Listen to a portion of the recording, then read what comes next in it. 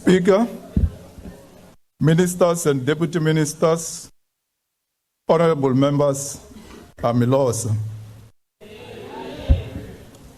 Honorable Speaker, on the 21st of May 2025, the Minister of Finance, Mr. Enoch Godongwan, presented the budget before Parliament in accordance with the relevant legislation. This is the Minister's third budget presentation, underscoring a steadfast commitment to fiscal responsibility and transparency. The budget adoption process within a coalition government can be quite complex due to the multitude of interests involved.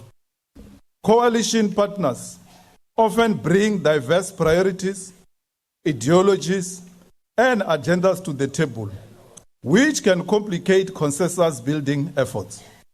Many countries, such as those in the Benelux region, the Nordic nations, and Germany, frequently encounter similar challenges in budget adoption under coalition governance. A noteworthy example is Belgium, which from 2007 to 2011 functioned under a caretaker government, unable to form a coalition government and thus facing significant difficulties in adopting a budget. For anyone calling for the minister's head for the budget delay is out of tune with coalition government dynamics all over the world. Honorable Speaker, this budget is presented within the context of the ANC and the country celebrating the 70th anniversary of the Freedom Charter adopted at Kliptown on June 26, 1955. We honor our forebears by ensuring that this budget reflects the aspirations for equality and justice outlined in the Charter. We must prioritize policies that enhance access to education, healthcare, and economic opportunities, fostering a more inclusive and equitable society aligned with the vision of the Freedom Charter. The committee acknowledges the challenges presented by the 2025 budget in a constrained economic context marked by global risks, stagnant growth, and domestic structural issues. The current geopolitical climate, characterized by trade tensions and the impact of climate change, present a significant hurdles to achieving the United Nations Sustainable Development Goals and fostering global peace. Considering these realities, particularly the tariffs and trade conflicts initiated by the US, it is imperative to adopt a forward-looking approach in formulating the next 5-year plan. Careful planning is crucial to navigate potential adverse scenarios and enhance economic resilience. Honorable Speaker, I would like to put it categorically that this is not an austerity budget. The budget has garnered praise for being both pro-poor and pro-growth. The budget prioritizes economic development and addresses the needs of the poor and vulnerable, all while promoting fiscal discipline and accountability. Let us commend the numerous progressive advancements reflected in the budget. 23.4 billion is allocated to public service wage agreement, providing much needed relief to struggling public servants. The budget is indeed pro-poor, allocating substantial funds for social services, 20.8 billion for healthcare to employ doctors and other health workers, 19.5 billion for provincial education, which ensures the safeguarding of teachers' positions and improve access to quality education and early childhood development. Moreover, the allocation for social grant has been increased beyond the inflation rate, with 32.2 billion earmarked to extend the SRD grant. On the pro-poor pro-growth front, the budget designates 1.03 trillion for infrastructure investment. These include significant funding for roads, which is 402 billion, energy, 219 billion, water and sanitation, 156 billion, public transportation, and rail infrastructure, all aimed at fostering economic growth and job creation. Honorable Speaker, on the 27th of May, we were briefed by the PBO and the FFC. The following day, we had the public participation. From the submissions received, the stakeholders welcomed the withdrawal of the VAT increase and additional allocation to SARS. The stakeholders, however, raised concerns about the proposed adjustment to the fuel levy, the lack of adjustment to PIT brackets, above inflation increases in excise duties, the withdrawal of zero-rated food items, and the National Treasury's failure to increase the SRD grant allocations. Speaker, in tabling the budget, the Minister made it clear that public-private partnerships are a vital concept. It is important that the committee acknowledge that indeed PPPs are important. Major economies such as China, India, and the Asian tigers have successfully adopted the PPP model for their infrastructure projects, demonstrating its effectiveness and potential. Honorable Speaker, the committee notes National Treasury's response that a permanent and inflation-adjusted social relief of distress costs will be significant. While recognizing fiscal constraints, the committee recommends that National Treasury make a presentation on a possible conversion of the SRD grant to BIG. While National Treasury states that spending reviews alone will not resolve fiscal challenges, the committee considered these reviews as necessary step towards improving expenditure efficiency in the current constrained fiscal environment. The committee remains concerned that the gross loan debt remains significantly high. It is argued that South Africa does not have the highest debt to GDP ratio by world standard. The problem is that of servicing the debt. The current system is flawed with high debt service costs, diverting resources away from development needs. The government should renegotiate the debt terms with the lenders. Honorable Speaker, in terms of SARS, the committee welcomes the additional 7 billion allocations to SARS over the medium term. The committee knows that National Treasury maintains its decision not to adjust personal income brackets for inflation, generating 16.7 billion in additional revenue. The committee recommends that National Treasury consider a differentiated approach when developing tax proposals to protect low-income, middle-income households. Honorable Speaker, we note the proposed inflationary adjustment to the fuel levy, which were expected to generate 4.1 billion over the next 3 years. The committee notes the stakeholders' rejection of this proposal, mostly citing its impact on the business sector, poor people, and low and middle-income households who spend the bulk of their earnings on food and transportation. While the committee notes the pressure on the RAF, the committee calls for a continuation of full review of the fuel levy.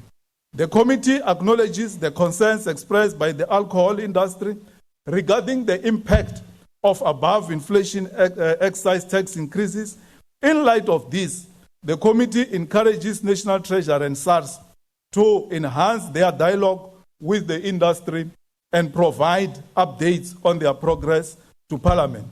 With this budget, government will make more efforts to improve people's lives and livelihoods because the ANC-led GNU, people come first. This budget is a blueprint for identifying what suits the reality of a country, what better caters of people's needs, as well as to advance social fairness and improve the well-being of the people. The challenges we face are immense, but they are not insurmountable. President Mandela once said, I quote, "It always seems impossible until it is done," close quote. Honorable Speaker, let us adopt this budget to build an inclusive economy, heal our country from racial divisions, fight unemployment, poverty and inequality, and create opportunities for all. The report was accepted by the majority of committee members who understand that the continued impasse was going to cripple the country. Honorable Speaker, I therefore move for the adoption of the fiscal framework and revenue proposals report. Lakens.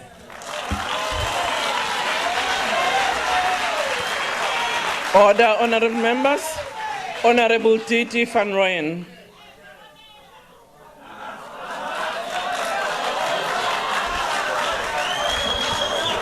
Kyaleboga Musa Khotla bare kuyahlekwa noma kufelwe. I know, Chairperson, 80% of the fiscal framework report, as you stand here, you are confirming that you didn't agree with it. But why didn't you agree with our simple proposal as MPs that we must amend this fiscal framework? Musa Khotla, SMK Party, we dedicate this submission to my late commander. Members, can we allow the member on the podium to be heard? Order. We dedicate this submission to my late commander, Winnie Madikizela Mandela. We are reminded of her words when addressing us in Manzanville in the West Rand in 1986 during the war against white supremacists and their informers. Izimpimpi Midwembe Barekisi. When she said, I open quote, with our boxes of matches and our necklace, we shall liberate this country. I close quote. Musa Khotla, reporto e go buang ka yone e tletse bopaki ba go rekisa. Our people have been sold out. During the last year's election, our peoples were promised better life, improved living conditions, job creation, growing economy, pro-poor policy. Out of trust and confidence. Order, honorable members. Can you just hold on, member? Madam Speaker, please, they must hold the watch here because yes, I can see it's galloping. Emile. Order, honorable members. Honorable members, I know that at times the interventions that speakers make may actually invoke some reaction, but I think we need to be respectful, ensure that everybody who's on the podium is heard. Order, honorable members. Out of trust, our people voted. Little did they know that they were taken for a ride by Barekisi who talk left and walk right. It is in this report, Madam Speaker, that the ANC, DA, FF+, IFP, Action SA, and other so-called GNU beneficiaries agreed that the majority of our people must be subjected to high fuel levy, to the insane personal income tax.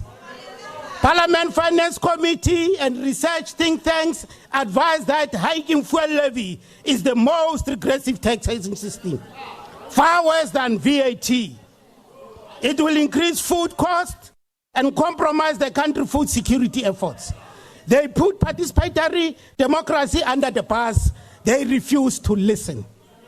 This report further confirms that sellouts protected the wealthy few by refusing to introduce the wealth tax, confirming that the so-called GNU is not a platform to liberate our people, but a product of wealthy few using their puppets to protect their interests. To South Africans, let's not be fooled. As a result of this report, you will start to pay more for your work, business, school, and social travel expenses. Workers' hard-earned living wage salaries, purchase power will be reduced to nothing because of the absence of inflationary adjustment to personal income tax bracket.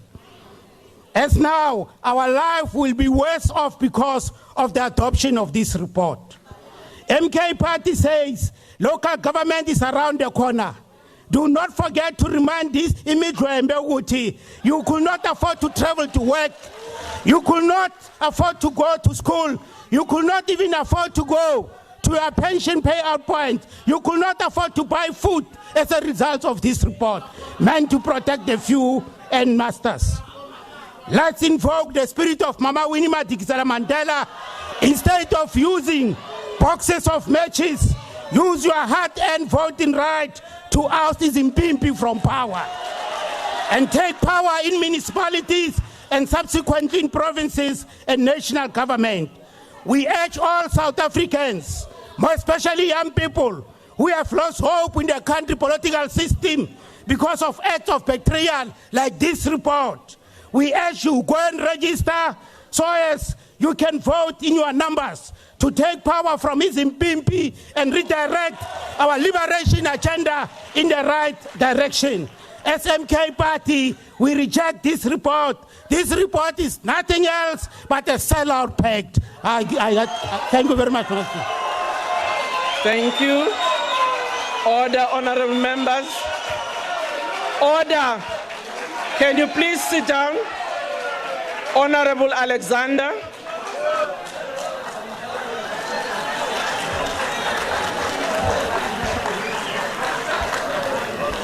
Dear Speaker, fellow members and South Africans, wow, what a journey it has been to reach this point. Today marks a definitive moment in our nation's fiscal journey. 3 lockups, 3 budget speeches, 3 budget speech days, 2 intense committee meetings on the fiscal framework, one of them possibly setting a record, both length and debate, and finally a court case. But here we are. This journey has been long, necessary, but ultimately empowering. And for the first time in years, it is a road travelled not by Parliament alone, but by the eyes, voices, and hopes of millions of South Africans who watched closely. We have demonstrated that our democratic institutions work when we demand them to. This year's budget process has achieved something remarkable. For the first time in decades, ordinary South Africans were not mere spectators, but active participants in shaping the nation's fiscal future. Last year, if I'd gone to the streets and asked the average South African when the national budget process starts, I think we would have been hard-pressed to find somebody. But 2025 has shown differently. When citizens watch, comment, and engage with the budget process, our democracy grows. And this is precisely what the Constitution envisioned, a government that is accountable to the people and not the other way around. For the first time in our democratic history, ordinary citizens cared, not just because of taxes, but because they knew that the decisions taken here affect them.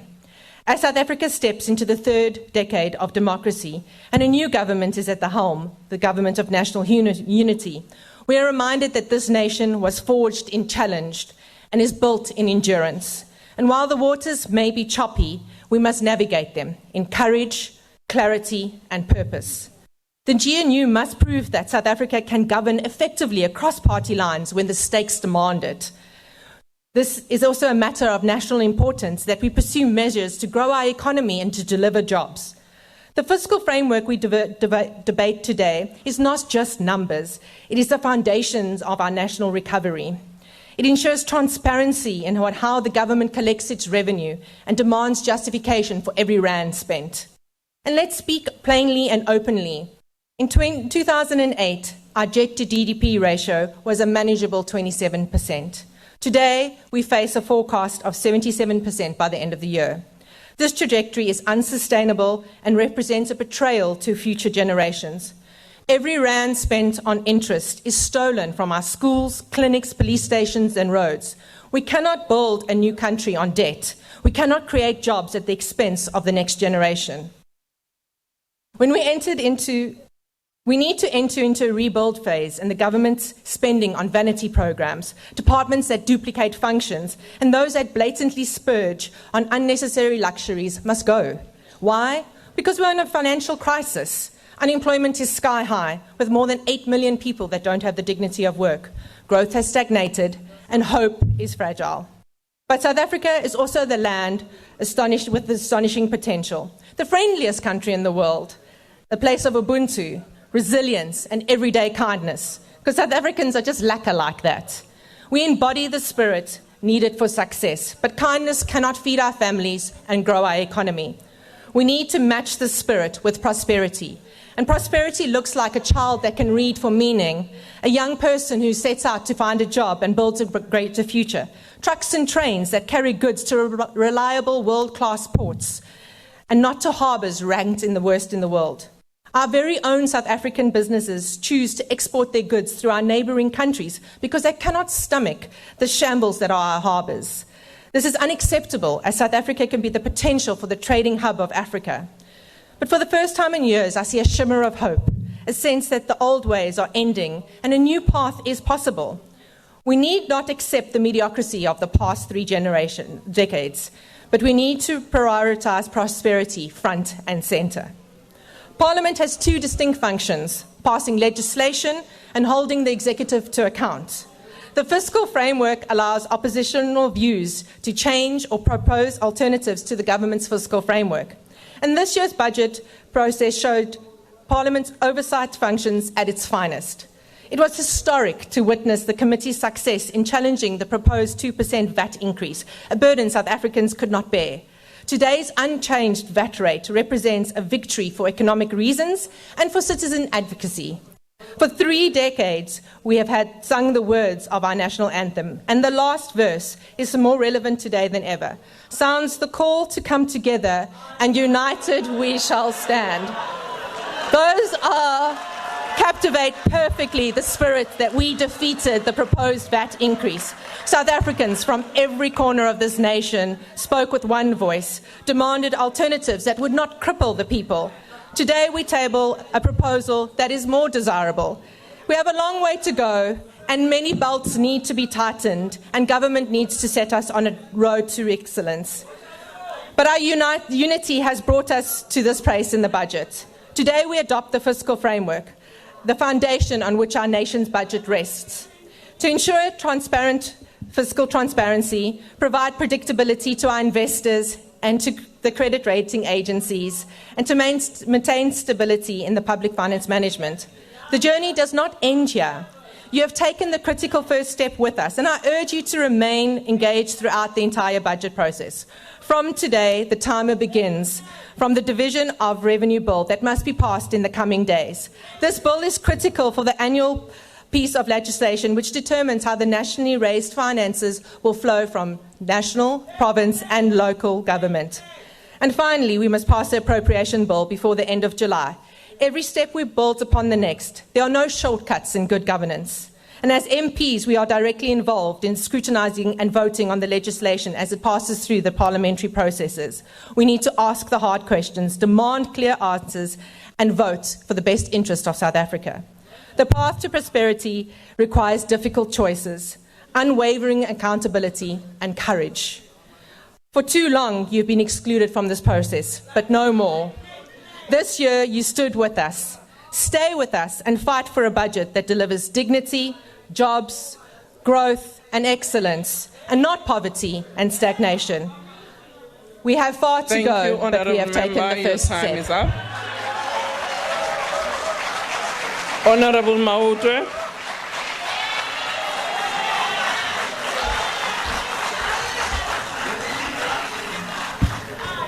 Greetings to the Commander-in-Chief and President of the EFF, Commissars and Fighters. The EFF rejects the 2025 fiscal framework and revenue proposals as tabled by the Minister of Finance and supported by the Standing Committee on Finance, where members of the former liberation movement were led and supervised by the Racist Democratic Alliance. Speaker, we are standing here today for the second time to debate this fiscal framework and revenue proposal because the original report was adopted unprocedurally.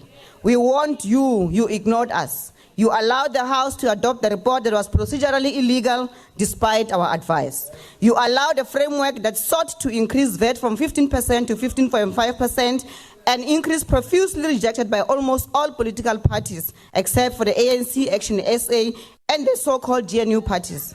You allowed a report that places more tax burden on the working class by failing to adjust personal income tax brackets in line with inflation, effectively pushing middle-income earners into higher tax brackets without them anymore in real terms. You, Madam Speaker, presided over a House that adopted the Fiscal Framework report without any clear statement on whether we accepted or amended the Fiscal Framework and revenue proposals in violation of Section 6 of the Money Bills Amendment Procedure and Related Matters Act, Act 9 of 2009. It took the EFF to approach the Western Cape High Court to stop the VAT increase. If it were not for the EFF, South Africans would already be paying 15.5% VAT today. The people of South Africa know now, without any doubt, that the EFF is the only dependable tool in the hands of the poor and the working class. Now we are presented with a revised fiscal framework. Firstly, the Minister of Finance, having failed to increase VAT, has now imposed an increase in fuel taxes without even bringing a bill to Parliament. This tax is already in effect. It is a violation of the basic constitutional principle that no tax may be imposed without the authority of legislation. We must be very clear. We reject the fuel levy increase in its entirety. This increase in the fuel levy is not just an attack on motorists, it is a direct assault on the poor. The fuel levy is a regressive tax. It affects everyone, especially the poor and the working class, who are already under immense pressure from the rising cost of living. When fuel prices go up, transport costs increase, food prices rise, and basic goods become more expensive. In South Africa, where millions rely on public transport and informal sector trade, the knock-on effect on fuel taxes are devastating. This happens at a time when 18.2 million people depend on government for grants. The decision will plunge more households into poverty, it will increase hunger, it will erode what little purchasing power remains for low-income families. And it was done without parliamentary approval. We will not accept taxation without representation. We'll continue to fight this abuse of executive power, including through the courts. The Minister of Finance does not have the authority to impose taxes without legislative approval. This is an overreach. Secondly, the revised fiscal framework once again fails to adjust personal income tax brackets in line with inflation. This is a silent tax increase aimed at extracting 16.7 billion rands from already overburdened workers in a country where wage growth has collapsed. Thirdly, this framework says nothing about the crisis of municipalities. Majority of them are collapsing under financial distress. Service delivery to our people has come to a standstill. This budget proposes no bailout, no solution, no response, just silence. Lastly, and most dangerously, this budget is tabled in the middle of a prolonged economic crisis, yet it offers no plan to address the crisis. There is no stimulus package, no bold intervention, no new direction. According to the expanded definition of unemployment, 42% of South Africans are unemployed. That is almost 1 in every 2 people. The committee refused to use this figure and instead relied on the narrow definition of 32%, deliberately hiding the scale of the crisis. Many of the unemployed have given up hope of ever finding work. However, they remain unemployed and their suffering is real. Instead of creating jobs, the former liberation movement now listens to the CEO of Capitec Bank, a loan shark masquerading as a bank who wants to redefine unemployment to reduce the number on paper instead of reducing unemployment in reality. Just last week, Stats SA reported that the economy grew by only 0.1% in the first quarter of 2025. That is not growth, that is stagnation. It is proof that the National Treasury and the GNU have neither the capacity nor the political will to fix the economy. In response to this crisis, the EFF went to the Standing Committee and made clear, progressive, and implementable proposals. We proposed an urgent economic stimulus package of 500 billion, like we did during COVID-19, to revive growth, restore confidence in the economy, and reindustrialize. We proposed an immediate 4 billion rand increase in funding to SARS, not over the medium term, but this year, so that SARS is able to collect the more than 800 billion owed to the state. We proposed new taxes, wealth tax, apartheid tax, luxury land holding tax, because the people who gained from apartheid continue to live comfortably, while the children of the oppressed live in squalor. We showed that the fuel levy is regressive, more so than VAT. One study from Kenya demonstrated that 1% in fuel tax led to a 7% increase in food prices. That is cruelty this government is now defending. But all our proposals were rejected. The GNU is obsessed with budget cuts, obsessed with pleasing rating agencies, Honourable Member, obsessed your with time reducing is up. expenditure on education, Honourable policing, Hadebe. healthcare and social grants. We reject this fiscal framework.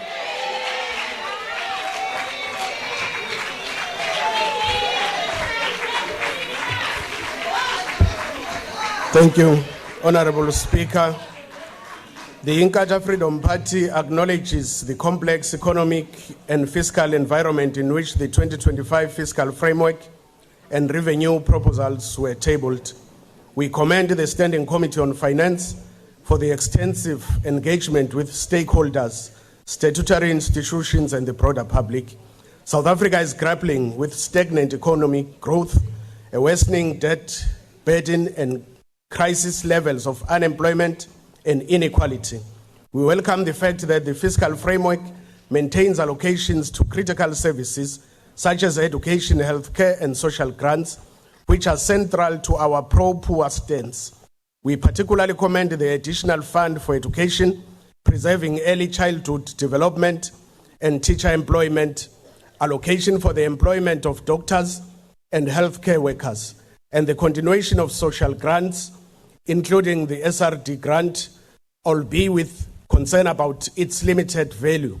We support the infrastructure investment as this aligns with the party's call for state-led, labor-intensive infrastructure development to stimulate jobs and growth, particularly in rural and underdeveloped areas. The reversal of the proposed VAT increase is consistent with our advocacy for protecting the purchasing power of the poor and working class households. The additional allocation to SARS aimed at improving tax compliance and boosting revenue collection is a positive measure, especially if it means avoiding new regressive taxes in the future. However, we also note serious shortcomings that cannot be ignored. The withdrawal of the proposed expansion of zero-rated food items is a missed opportunity to provide targeted relief to the poorest households amid high food inflation.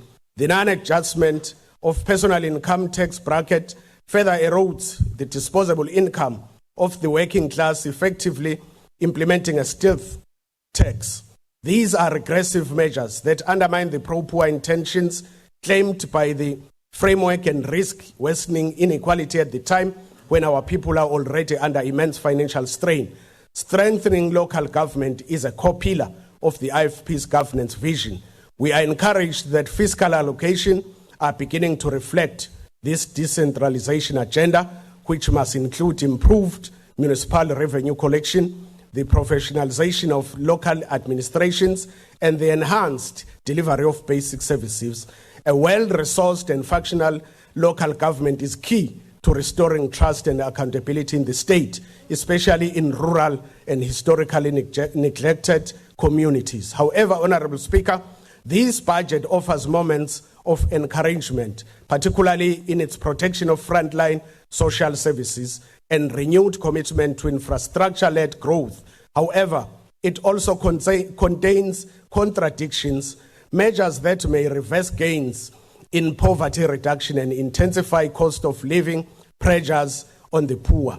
The IFP reiterates our call for a budget that is fiscally responsible but not austerity-driven, pro-poor and employment-focused, and family-anchored in transparency, equity, and inclusive growth. We remain committed to the constructive engagement and rigorous oversight in the interest of all South Africans.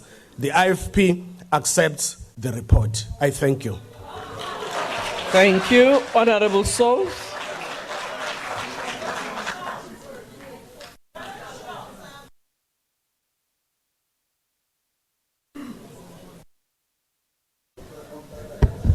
Thank you, Honourable Speaker. Greetings in the wonderful name of our Lord and Savior Jesus Christ. Moinke ahuniki. Proverbs chapter number 27, verse 17. It says, as iron sharpens iron, so one person sharpens another. This budget has tested the GNU to the limit. Many coalition governments like Germany has fell apart because of budget differences. Our GNU is solid.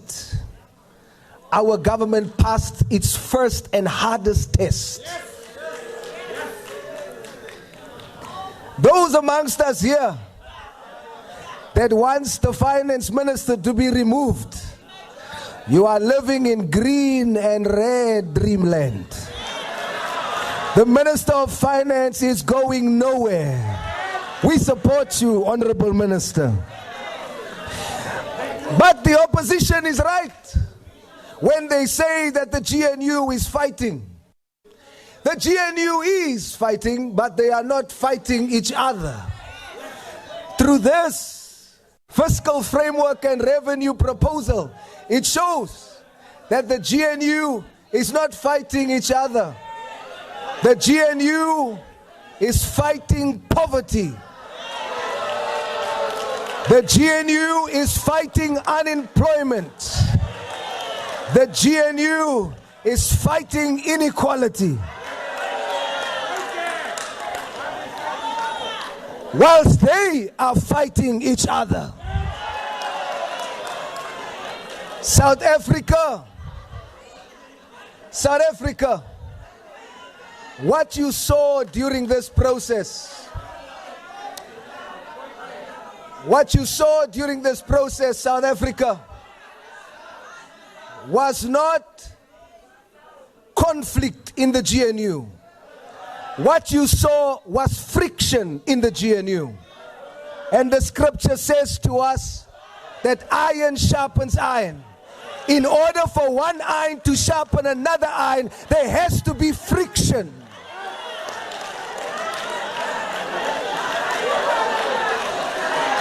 So, the next time the opposition wants you to believe there's conflict. Order. Order, honorable members. I do think that let's be respectful of each other. When order, your members have had an opportunity. Some of the things that you might have said might have irritated others, and some of the things they are saying may irritate you. I think let's just respect each other. Interjections are allowed, but howling and drowning the member on the platform is not allowed. Honourable member, what's your point of order?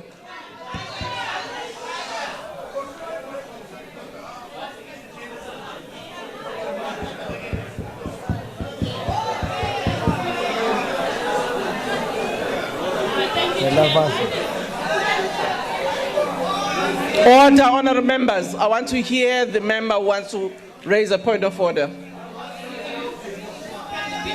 Bishop. Sit down, Chair, Speaker. No, I will make that determination. Can you please raise your point of order? You are, yes, you can continue. Will the bishop take a question on which scripture talks about lions not entering the kingdom of heaven? Honourable member, you can take your seat. Honourable member, I will ask the member whether he will take your question. Okay. If he agrees, he will. If he doesn't, he will continue with his speech. Can you please take your seat? Talks about drunkards and liars entering the kingdom of heaven. Honourable member, can you please be disciplined? Honourable member, would you like to answer a question? No, Honorable Speaker, but the bishop will pray for her. I will Thank pray you. for her.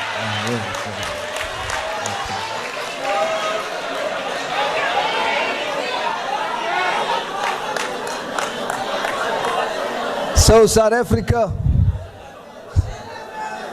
it is. Honorable Souls, can you take a moment? Honorable Sangwini, what's your point of order? Thank you very much, Honorable Speaker. Speaker, I'm just raising your attention to Rule 68. We are indeed on the fiscal framework, and I want to point out the rule of irrelevance and repetition. So the pastor, bishop, or whatever it is, the one that have visited Israel, Israel, Honorable Member, is not sticking to the fiscal framework. Honorable Member, can you please take your seat? To irrelevance. I will make a ruling. There is no point of irrelevance in this instance. The member is within his right to make metaphors as he continues with his speech, so as other members have done. I mean, you could have said you are not in a rally when others spoke, but we didn't. We respect members' rights to make, paraphrases or whatever analogy. Order, honorable member, you can proceed. Honorable Speaker, it is clear that what is usually called higher logic is actually lower logic. South Africa, what you have seen is not conflict in the GNU, it's friction. Iron sharpening iron. And in order for one iron to sharpen another iron, there needs to be friction. And because of that process, the GNU is now sharper. The GNU is now stronger. Happy birthday to the legendary Brenda Fassy's sister. Weekend special. Order. Order, honorable member. Honorable Tambo, you wanted to raise a point of order. Can you please bring the mic?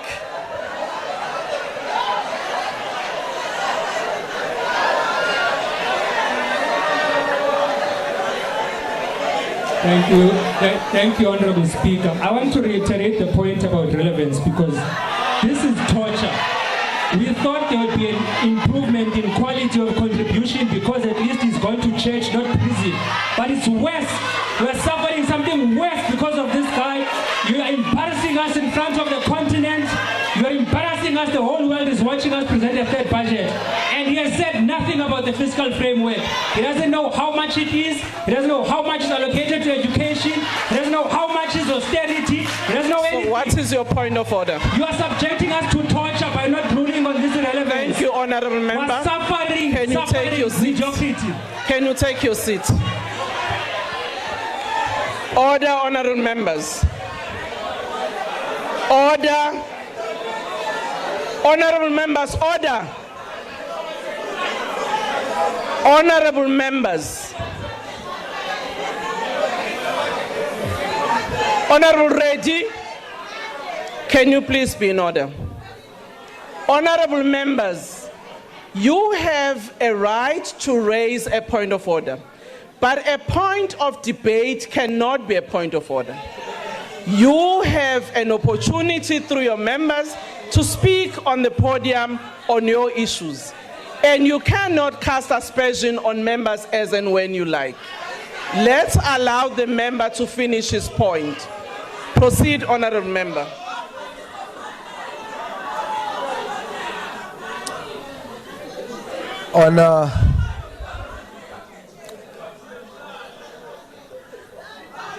As I conclude, we will forgive them, for they do not know what they do.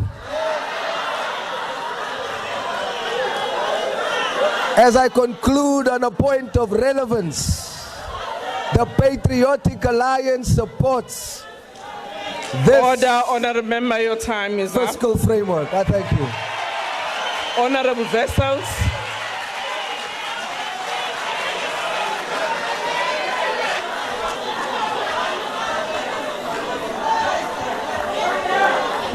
Order, honorable members. Let's allow honorable Vessels to be heard. Honorable Vessels.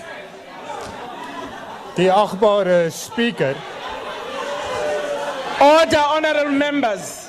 Can we please allow honorable vessels on the podium to actually speak? Can you please take a seat, honorable minister?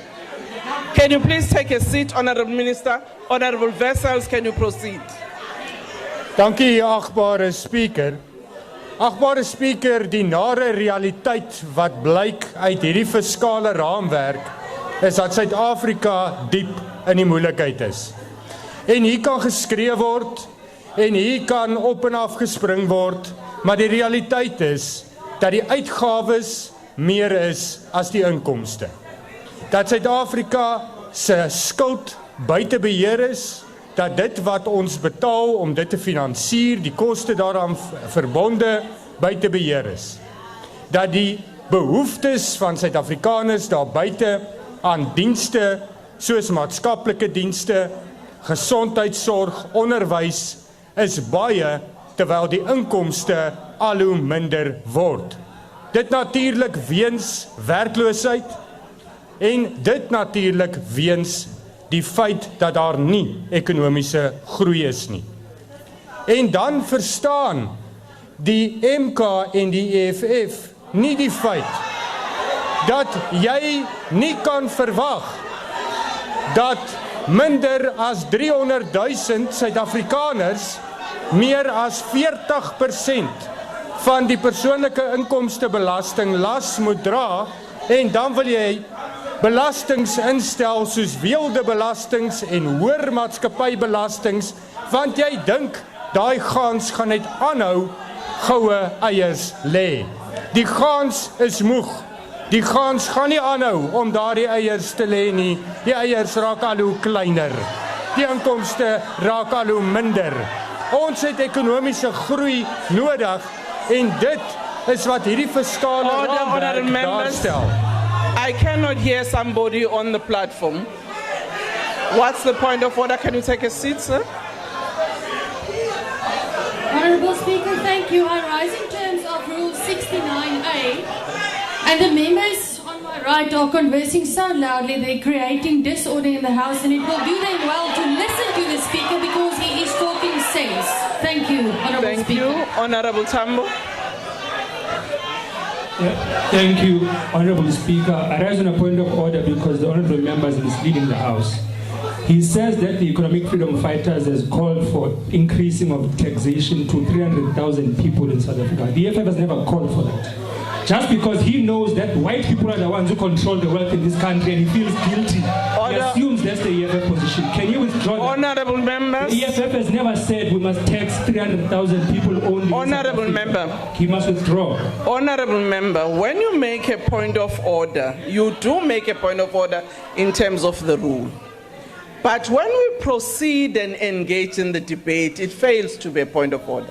I've not listened. Honourable members, I have not finished my point. I have not finished my point. I have not, Honourable Nhlangwini. Honourable Nhlangwini, I do think we should actually respect each other. Honourable Tambo, I've heard your note and I will come back and rule on the matter. And on Honourable Member Dana, I've also noted your point. That's why I was calling the point of order, because indeed we were drowning the Speaker. Honourable Reddy, can you please take your point of order? Thank you. Order, Honourable Members. Speaker. Honourable members, can we please be in order and allow the member to raise his point of order? Thank you very much. In considering the rule of order raised by my EFF colleague, I'd like you to also consider the fact that the Speaker at the podium also mentioned MK, because MK never at any stage called for increased taxation. Thank you very much. As I've also indicated, I would look at that matter and come back to the House and make a ruling. Honourable member, you can proceed. Thank you, Honourable Speaker. Let me explain it. There is 330,000 people in South Africa, registered taxpayers, regardless of their race, that earns more than R1 million a year.